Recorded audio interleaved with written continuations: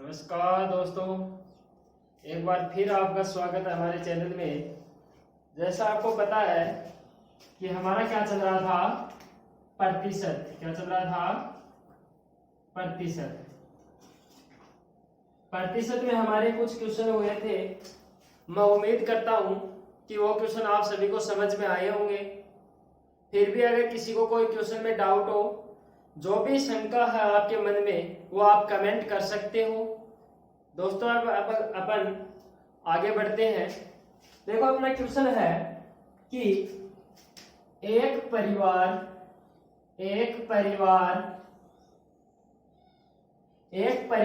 25 KG चावल, एक परिवार 25 केजी चावल तथा 9 केजी गेहूं खपत में 350 रुपये खर्च करता है। 350 रुपये खर्च करता है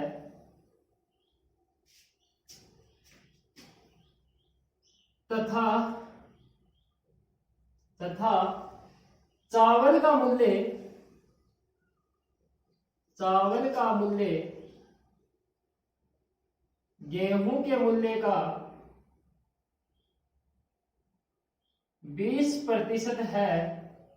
यदि गेहूं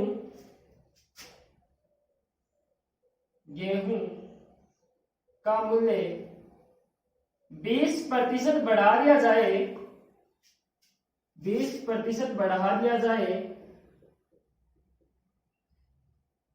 तो चावल की खपत में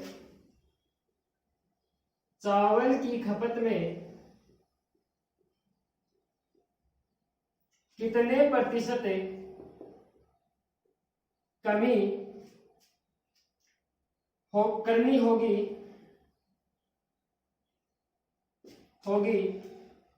जब नया खर्च पहले के समान हो और चावल का मूल्य स्थिर हो। चावल का मूल्य स्थिर हो।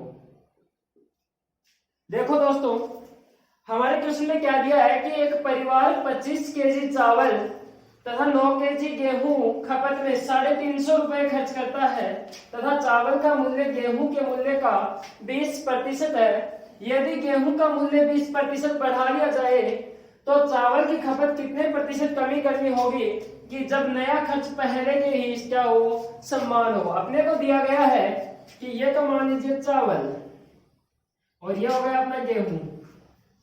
चावल खपत करता है वो 25 केजी, एक परिवार है वो, और गेहूं खपत करता है वो 9 केजी।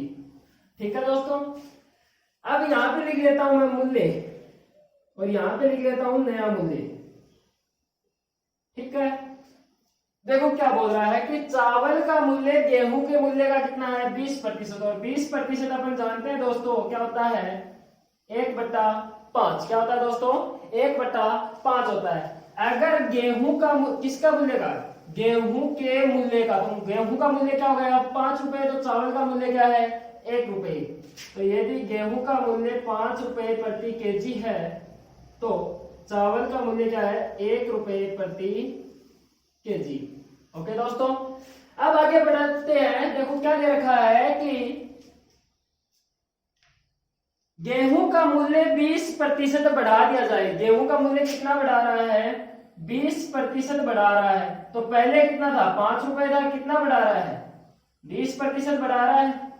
तो 20% क्या हो जाएगा, 20/100, 5, 1 रुपया प्रति केजी। मतलब ये हुआ कि 20% बढ़ा रहा है, इसका मतलब है कि 1 रुपया प्रति केजी चावल का, गेहूं का मूल्य क्या हो रहा है, वृद्धि हो रही है। 1 रुपये प्रति केजी के हिसाब से क्या हो रही है, गेहूं के मूल्य में वृद्धि हो रही है। अब ये तो 1 रुपए के हिसाब से कितने रुपए के हो गए, 9 केजी गेहूं खपत करता है, तो क्या हो गया, 9 रुपए क्या लगेंगे, ज्यादा लगेंगे। लेकिन वो कह रहा है कि खर्च अपने को क्या रखना है, समान ही रखना है। तो इसलिए क्या करना पड़ेगा, चावल की खपत में कमी करनी होगी। क्या करनी होगी, चावल की खपत में कमी करनी होगी। और चावल का मूल्य क्या है, स्थिर है। मूल्य तो वो का वो है चावल का, और क्या करनी है, उस चावल में जितनी खपत कर रहे हैं उसमें कमी करनी है अपने को। देखो अगर ये 9 रुपए इधर से बचाने हैं अपने को, तो क्या करना होगा, चावल कम करना होगा। और 9 रुपए के कितने चावल आएंगे, 1 रुपए के हिसाब से 9 केजी चावल आएंगे। तो पहले 25 केजी खपत करता था, अब उनको क्या करना होगा, 9 केजी खपत कम करनी होगी। तो 9 केजी खपत कम करेगा वो कितने पे, 25 केजी पे। और प्रतिशत में ज्ञात करने के लिए क्या लगा देंगे, 100। 25 4 100 9 चौक 36% की क्या करनी होगी, उसको चावल खपत में कमी करनी होगी। दोस्तों उम्मीद करता हूं आपको ये समझ में आया होगा। आगे चलते हैं।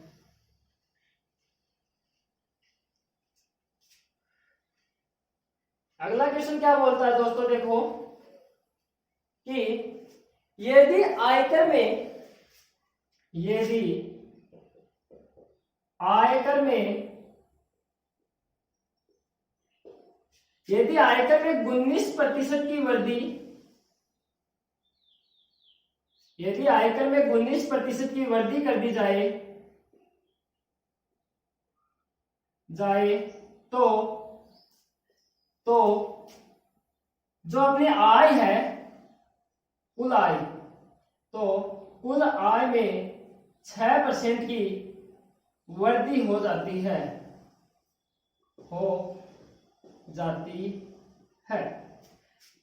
6% की क्या हो जाती है, सॉरी कमी हो जाती है।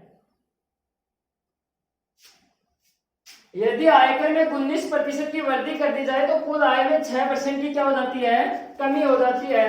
तो आयकर की दर ज्ञात करो, तो आयकर की दर ज्ञात करो। सोचो दोस्तों क्या हो सकता है इस क्वेश्चन के अंदर, कोई हार्ड नहीं है, थोड़ा सा बस समझने की जरूरत है। मैं आपको एक चीज बताता हूं पहले। ये मान लीजिए कि अपनी आमदनी है, क्या है, आमदनी, ये इसके ऊपर कर लग रहा है, और ये कुल इनकम हो गई, अपनी कुल आय हो गई। भाई आय थी, उस पर कर लगने के बाद में अपनी कुल आय कितनी बची वो देखना है। मान लीजिए अपने पास 100 रुपए है, उसके ऊपर 30 रुपए का क्या लग गया, कर लग गया, तो कितने बचे अपने पास, 70। अब ये बोल रहा हूं मैं कि आयकर में मान लीजिए मैंने 5 रुपए की क्या कर दी, वृद्धि कर दी, तो आयकर कितने का हो गया, 35 का हो गया। 100 पहले था, अब कितने रुपए बच रहे हैं अपने पास, 65 रुपए। इसमें क्या हुई है, 5 की कमी।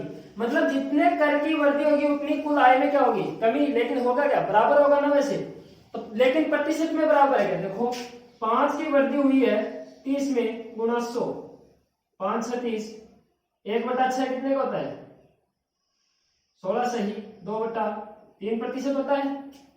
इसी प्रकार -5 की वृद्धि हुई 70 के ऊपर गुणा कमी हुई 50/7, 7 6 42, 7 7 49, 1/7%। क्या प्रतिशत में बराबर आया है, नहीं। तुलना में कमी और वृद्धि कभी भी बराबर नहीं आती है। तो देखो दोस्तों इस क्वेश्चन को अपन कैसे करते हैं, लेकिन रियल में क्या चीज है, वैल्यू के बाद वैल्यू के अंदर तो क्या है, ये बराबर है। तो देखो अपने को बोल रहा है वृद्धि और कमी हो रही है, तो वो तो बराबर है ना। तो टैक्स में या कर में कितने की वृद्धि हो रही है, 19% की वृद्धि हो रही है, वो है नेट इनकम, मतलब कुल आय की 6% कमी के बराबर है। कुल आय की कितनी है, 6% की कमी के बराबर है। देखो 100 से 100 कैंसिल, तो क्या आ गया अपना टैक्स बट्टे नेट इनकम, क्या आ गई अपनी टैक्स बट्टे नेट इनकम 6/19। ये कहाँ गया, इसके बट्टा में 19 कहाँ चला गया, 6 के बट्टा में। अब वही चीज देखते हैं अपन, कुल इनकम फिर टैक्स और नेट इनकम। अब अपने पास दो चीज है, नेट इनकम कितनी है 19, टैक्स कितने का है 6 का, तो टोटल इनकम कितनी थी अपनी 25। भाई 25 में से 6 का टैक्स लगा है, कितने रुपए बचे 19 रुपए बचे। अब जो ये 25 रुपए है इसके ऊपर कितना लगा है 6 रुपए लगा टैक्स। अपने को निकालना क्या था आयकर की दर, आयकर कितना अपना 6 रुपए, कितने पे 25 पे गुणा 100, 25 चौक का है 100, 6 चौक 24% का क्या लगा टैक्स लगा। ठीक है दोस्तों, आगे बढ़ते हैं अपन। इसी क्वेश्चन में मैं कुछ चेंज कर देता हूं संख्या सिर्फ कि आयकर में 17% की वृद्धि कर दी जाए और कुल आय में या शुद्ध आय है उसके अंदर 3% की कमी कर दी जाए। करो दोस्तों क्वेश्चन को, यह क्वेश्चन आपको करना है दोस्तों, आराम से क्वेश्चन को सोचना है, समझना। पहले वाले क्वेश्चन की तर्ज के ऊपर है, पूरा का पूरा आप करोगे इसको। ठीक है दोस्तों, अगर नहीं होता तो कमेंट बॉक्स में बताना कि सर वो क्वेश्चन नहीं हुआ। आगे चलते हैं, अगला क्वेश्चन अपना फ्रैक्शन का पूरा मतलब समझा देगा। देखो क्या बोलता है, एक कंपनी में काम की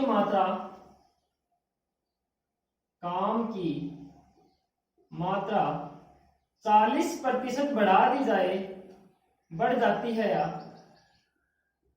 या बढ़ जाती है तो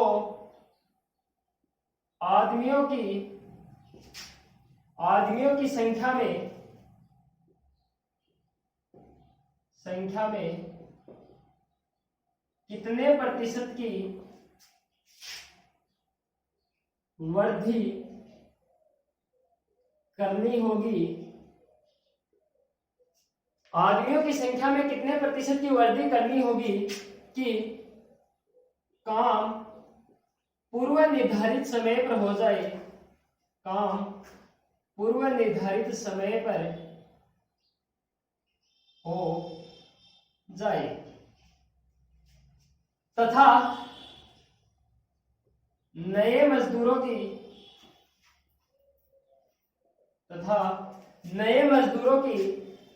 कार्य क्षमता पुराने मजदूरों से 25% अधिक है, 25% अधिक है। देखो दोस्तों क्वेश्चन में क्या बोल रहा है कि एक कंपनी है, उस कंपनी में काम की मात्रा 40% बढ़ जाए, क्या हो जाए कंपनी है उसमें काम की मात्रा बढ़ जाती है 40%। ठीक है दोस्तों, अगर वो 40% बढ़ जाती है तो जाहिर सी बात है अपने को अधिक आदमियों की आवश्यकता होगी उस काम को करने के लिए, उसी समय में करने के लिए। अगर टाइम ज्यादा लेना है तो वो आज पहले वाले आदमी कर सकते हैं, लेकिन उसी समय में अपने को काम पूरा करना है तो अपने को किसकी आवश्यकता होगी, नए मजदूरों की आवश्यकता होगी। अब ये पूछा है कि कितने प्रतिशत आदमी अपने को क्या करने पड़ेंगे, बढ़ाने पड़ेंगे। तो देखो दोस्तों, मैं मान लेता हूं कंपनी में पहले 100 आदमी काम कर रहे थे, आप कुछ भी मान सकते हो, 10 भी मान सकते हो, 20 भी मान सकते हो, 40, 50, 60 जो भी मानना चाहो मान सकते हो। 100 में कैलकुलेशन थोड़ा आसान होता है इसलिए मैं 100 मान रहा हूं। मान लीजिए कि एक कंपनी है उसके अंदर 100 आदमी क्या कर रहे हैं, काम कर रहे हैं। अब मैं यहाँ पे एक चीज दी है अपने को क्या कि कार्य क्षमता पुराने मजदूरों से कितनी है 25% अधिक है, किसकी, नए मजदूरों की। तो मैं यहाँ लिख लेता हूँ न्यू का मतलब है नए मजदूर और ओल्ड यानी पुराने मजदूर। 25% का दोस्तों अपने को पता है कितना होता है 1/4।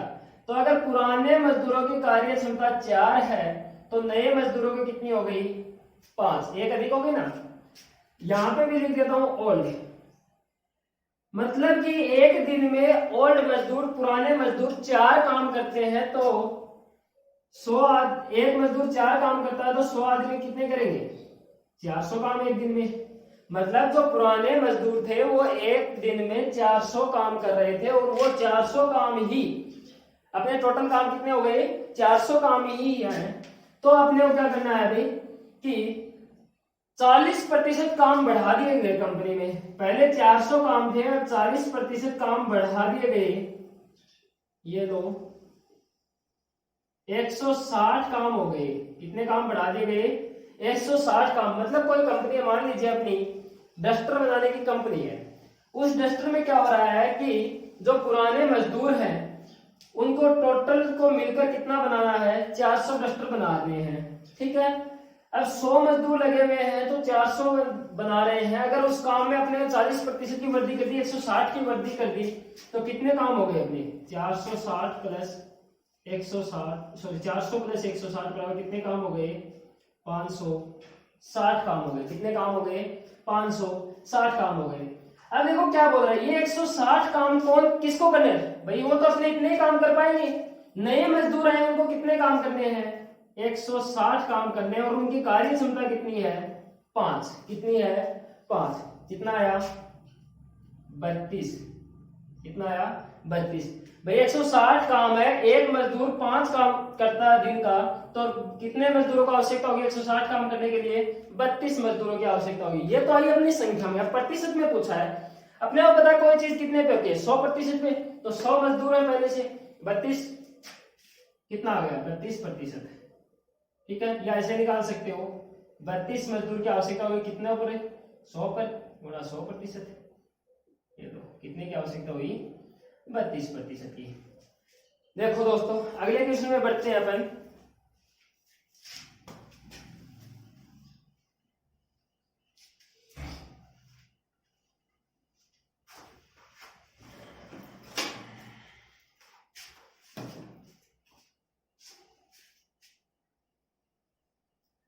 देखो अगला क्वेश्चन आ रहा है दोस्तों अपना, जब एक आदमी की आय,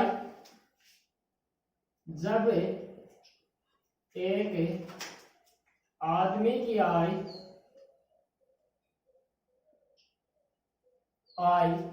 6000 बढ़ जाती है, 6000 बढ़ जाती है, तो आयकर की दर 18% से घटकर 15% रह जाती है। एक आदमी की आय जब 6000 बढ़ जाती है तो आयकर की दर 18% से घटकर 15% रह जाती है। जबकि दोनों ही स्थितियों में 25% आयकर मुक्त का मतलब है फ्री है, ठीक है। तथा दोनों ही स्थितियों में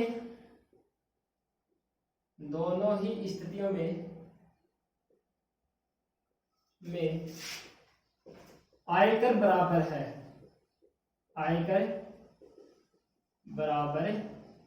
है, देखो दोस्तों अपन पहले तो उसके आयकर की दर बतानी है आपको।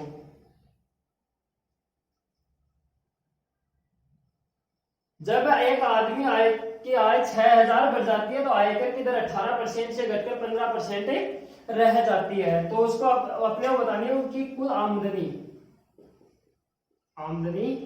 बतानी है, या उसकी कुल आय बतानी है कितनी है, ठीक है दोस्तों। देखो पहले अपन मेथड से करते हैं। माना आमदनी x है, माना क्या उसकी आय x है, ठीक है। अब ये बताओ 25% तो क्या है? आयकर मुक्त है, तो कितना लगता है? सिर्फ ही 75% लगता है। तो x पर 75% क्या लगता है? आयकर लगता है, ठीक है। अब जो आयकर लगता है उसमें से आयकर की दर क्या है अपने पास है? 18%। उस पे कितना भाई? 25% तो क्या उसका मुक्त है, जो है उसके ऊपर कितनी लगती है अपनी? 18%। इसी प्रकार जब 6000 बढ़ जाता है तो भी 25% तो क्या है? मुक्त है। और गुणा आयकर अब कितना लगता है? 15/100। 75/100 से कैंसिल, 100 से 100 कैंसिल, 3 से 18, 3 5 15, 6x से 5x प्लस 30,000, 5×30 x बराबर क्या आ गया 30,000 रुपए। तो उसकी आय कितनी है बच्चों 30,000 रुपए। अब देखो अपन मेथड को थोड़ा सा आसान करके देखते हैं। अब उसकी आय मान लीजिए x है और बढ़ाकर कितनी हो गई x प्लस 6,000। पहले लग रहे थे 18% दर, कितनी लग रही थी 18%। उसके बाद में 6,000 बढ़ने के बाद में कितनी लग रही है 15%। कितने की कमी हुई 3% की कमी हुई। कितने की कमी हुई 3% की कमी हुई। किसके ऊपर हुई x के ऊपर हुई ना, x पर 3% की क्या हुई कमी हुई। लेकिन कमी होगी तो जाहिर सी बात है टैक्स भी कम लगेगा। लेकिन क्या कर रहा है टैक्स तो क्या लग रहा है बराबर लग रहा है। तो उस बराबर की पूर्ति कौन कर रहा है, इस कमी की पूर्ति कौन कर रहा है 6,000 के ऊपर भी कितना लग रहा है अपना बच्चों 6,000 के ऊपर तो वही 15% लग रहा है, क्योंकि ये तो कितने पे लग रहा था x पे हुई कमी।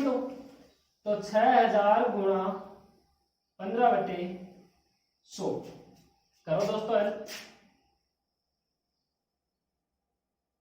3 5 15 5 6 30 30 300 और 2 बिंदु इधर से 30,000 रुपए। ये दो आसान सा तरीका। मतलब ये दोस्तों अगर प्रश्न की आप लैंग्वेज समझ गए, क्या समझ गए लैंग्वेज समझ गए तो प्रश्न करना कोई हार्ड काम नहीं है आपके लिए। आसानी से आप क्वेश्चन को कर सकते हो। चलो आगे बढ़ते हैं।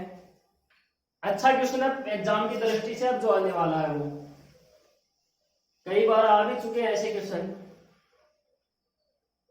थोड़ा सा मैं क्वेश्चन को सीधा कर रहा हूं ताकि लिखने में टाइम वेस्ट ना हो अपना।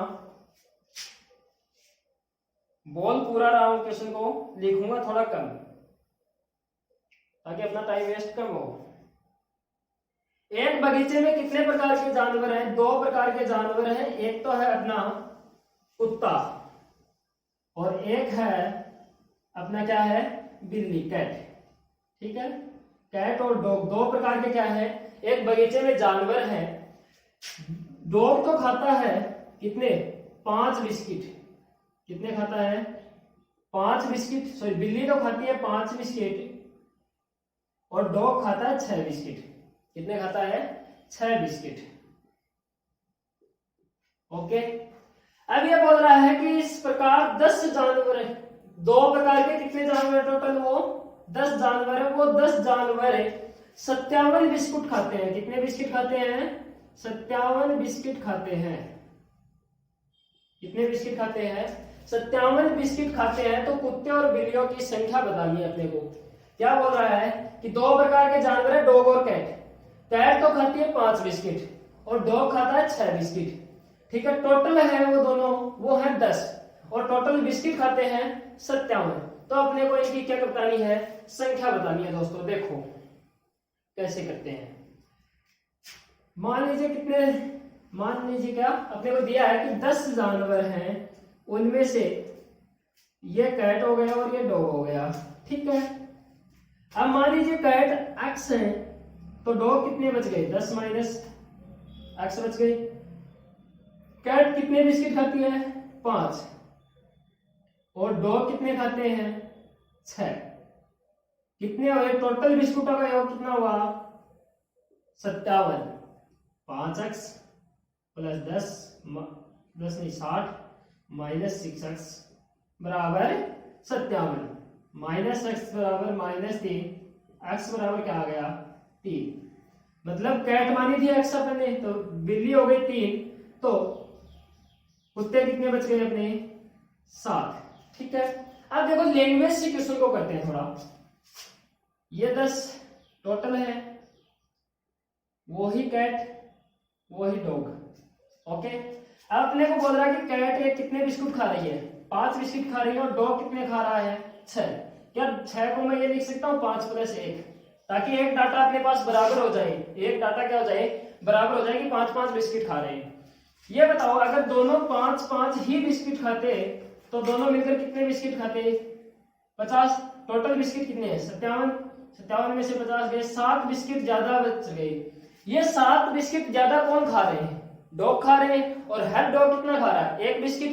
तो एक डॉग एक बिस्किट ज्यादा खा रहा है तो 7 डॉग हो गए। तो सॉरी 7 बिस्किट ज्यादा है तो कितने डॉग हो गए 7 डॉग हो गए और बिल्ली कितनी बच गई 1।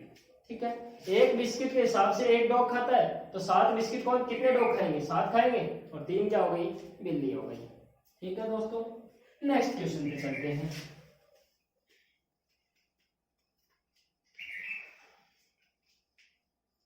अगला क्वेश्चन अपना इसी पे आधारित क्वेश्चन है कि किसी जंगल के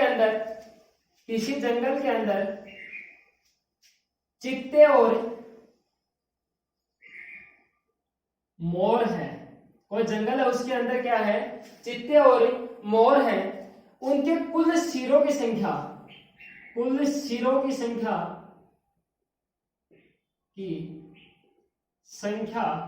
300 है।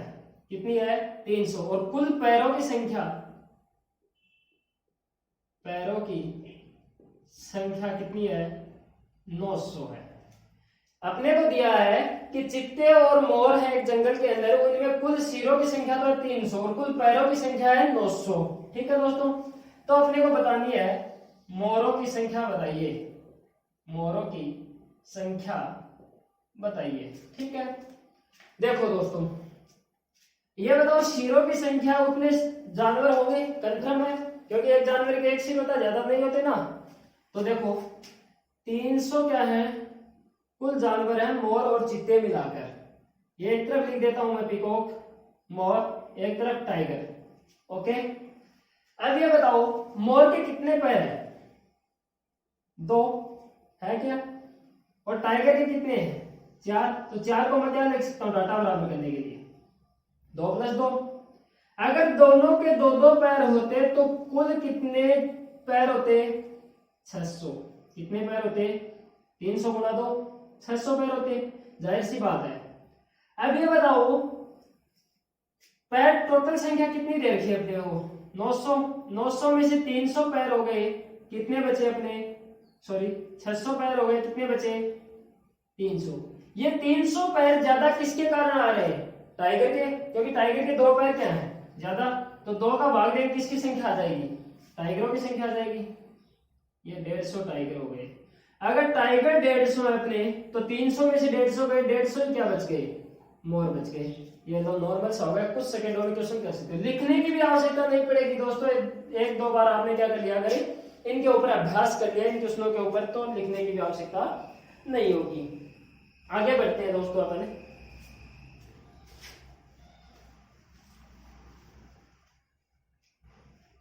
किसी शहर की जनसंख्या 8000 है। किसी शहर की जनसंख्या कितनी है? 8000 है। उसमें पुरुषों की संख्या 5%, पुरुषों की संख्या 5% बढ़ा दी जाए और महिलाओं की संख्या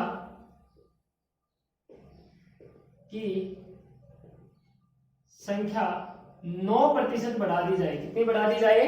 9% बढ़ा दी जाए तो जनसंख्या 8500 होगी। तो जनसंख्या कितनी हो जाती है? 8500 हो जाती है। तो पुरुषों व महिलाओं की वर्तमान संख्या बतानी है। देखो क्या बतानी है? वर्तमान संख्या। दोस्तों क्या दिया है कि एक कस्बा या शहर है, उसकी जनसंख्या अपनी 8000। अगर पुरुषों और महिलाओं की संख्या में 5% व 9% की वृद्धि कर दी जाए तो संख्या कितनी हो जाती है? 8500 हो जाती है।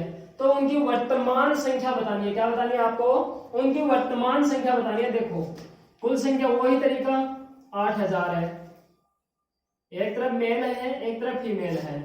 ओके, अब बोलो मेल में कितने की वृद्धि कर रहा है? 5% की। फीमेल में कितने की कर रहा है? 9% की। 9 को क्या लिख सकता हूं मैं? 5% प्लस 4%। अगर दोनों में 5% की वृद्धि होती, कितने की होती? दोनों में 5% की वृद्धि होती तो देखो कितने की होती? 8000 का 5%, 8×5 = 40, 400 की वृद्धि होती। लेकिन रियल में वृद्धि कितने की दर्शा रहा है? 500 की। और 500 में 400 की तो हो गई दोनों में, अगर 5-5% होती तो। लेकिन 100 की क्या हो रही है? उनके पास ही ज्यादा वृद्धि हो रही है। किसके पास हो रही है? एक कस्बे के अंदर 100 की ज्यादा संख्या में क्या हो रही है? वृद्धि हो रही है। तो देखो ये वृद्धि किसके कारण हो रही है? क्योंकि फीमेल की क्या है 4% ज्यादा है, तो फीमेल की संख्या का 4% है वो कितने के बराबर हो रहा है, रियल में 100 के बराबर हो रहा है। ये लो 25 400, ये इधर गया 2500। फीमेल की संख्या कितनी हो गई 2500 और मेल की संख्या कितनी बच गई बच्चों 4500। 4500 बचती है क्या?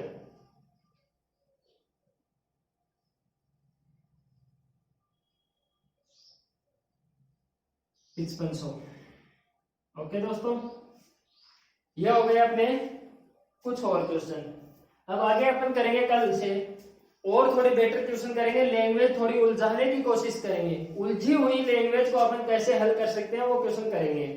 ठीक है दोस्तों, उम्मीद करता हूँ आपको ये वीडियो आपको अच्छा लगेगा, पसंद भी आएगा, क्योंकि मैंने मेरी तरफ से पूरी कोशिश कर रहा हूं कि आपको हर चीज में समझा सकूं बेटर तरीके से। अगर आपको समझ में आ रहा है तो लाइक करना है, शेयर करना है और सब्सक्राइब भी करना है। ठीक है दोस्तों, धन्यवाद। कल फिर मिलते हैं।